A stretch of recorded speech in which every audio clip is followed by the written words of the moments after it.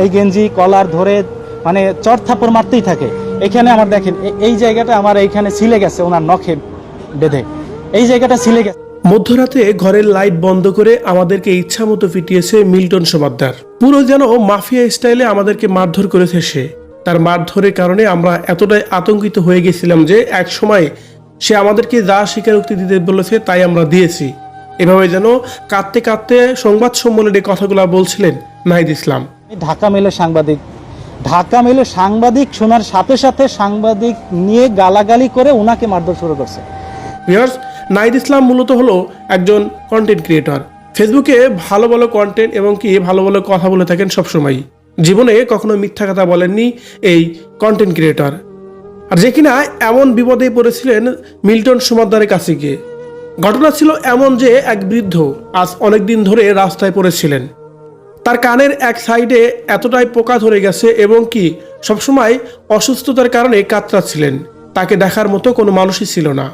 এমন একটি পোস্ট পাওয়ার পর থেকেই নাহিদ ইসলাম সেখানে চলে গিয়েছিলেন এবং কি সেই বৃদ্ধকে সেখান থেকে তুলে নিয়ে এলাকার হসপিটালে তাকে চিকিৎসা করানো হয়েছিল।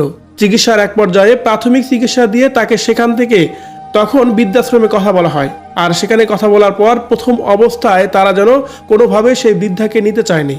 এক পর্যায়ে তারা তার কাছে টাকা দাবি করে, মাসে 18,000 করে টাকা দিতে হবে ওই বৃদ্ধার জন্য। সেই পরিপ্রেক্ষিতে নাহিদ ইসলাম সেই টাকা দিতেও রাজি হয়েছিল। তবুও এক পর্যায়ে এসে মিল্টন সমাদ্দার সেটাতে রাজি হয়নি, বৃদ্ধাকে নেবেন না এমনই বলেছেন। তবে উজান টিভির ওই মালিক নাহিদ ইসলাম বিভিন্ন সাংবাদিক এমনকি অনেকের মাধ্যমে মিল্টন সমাদ্দারের সাথে যোগাযোগ করা হলে এক পর্যায়ে তখন রাজি হয়ে যায় মিল্টন সমাদ্দার।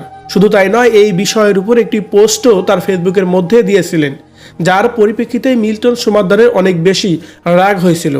যার কারণে নাহিদ ইসলাম তার ওল্ড কেয়ারে গেলে সেখানে যাওয়ার পর নাহিদ ইসলামের সাথে মিল্টন সমাদ্দারের কথা হলেই আচমকায় যেন ঘরের লাইট বন্ধ করে দিয়ে নাহিদ ইসলাম ও তার সহযোগীকে এলোপাথারি মারধর শুরু করে। এক পর্যায়ে চোখের মধ্যেও মারে এবং কি গলার নিচেও মারে, যেখানে কিনা চিহ্ন আছে সেই ছবি ফেসবুকে আপলোড দিয়েছেন নাহিদ ইসলাম। এভাবে যেন মাফিয়া স্টাইলে মারার পর তারা একেবারে ভয়ে চুপসে গিয়েছিলেন।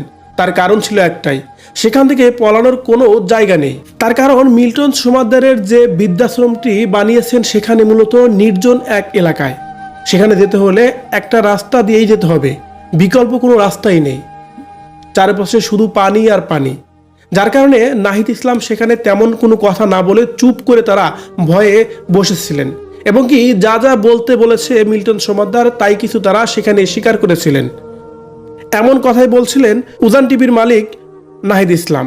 নাহিদ ইসলামের ভাষ্য এমন ছিল যে মিল্টন সমাদ্দার একজন মাফিয়া। তার কাজ হলো মানুষকে জিম্মি করে টাকা নেওয়া।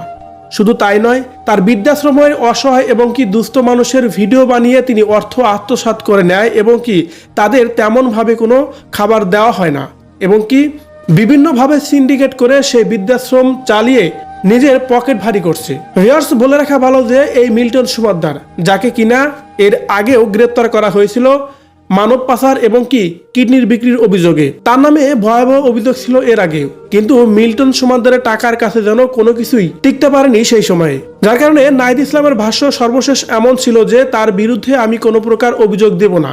তার কারণ আমি জানি তার বিরুদ্ধে কোনো প্রকার অভিযোগ দিলে শেষ পর্যন্ত আমাকেই হয়রানি করা হবে, উল্টো তার কোনো শাস্তি হবে না। এভাবে যেন কথাগুলো বলছিলেন নাহিদ ইসলাম।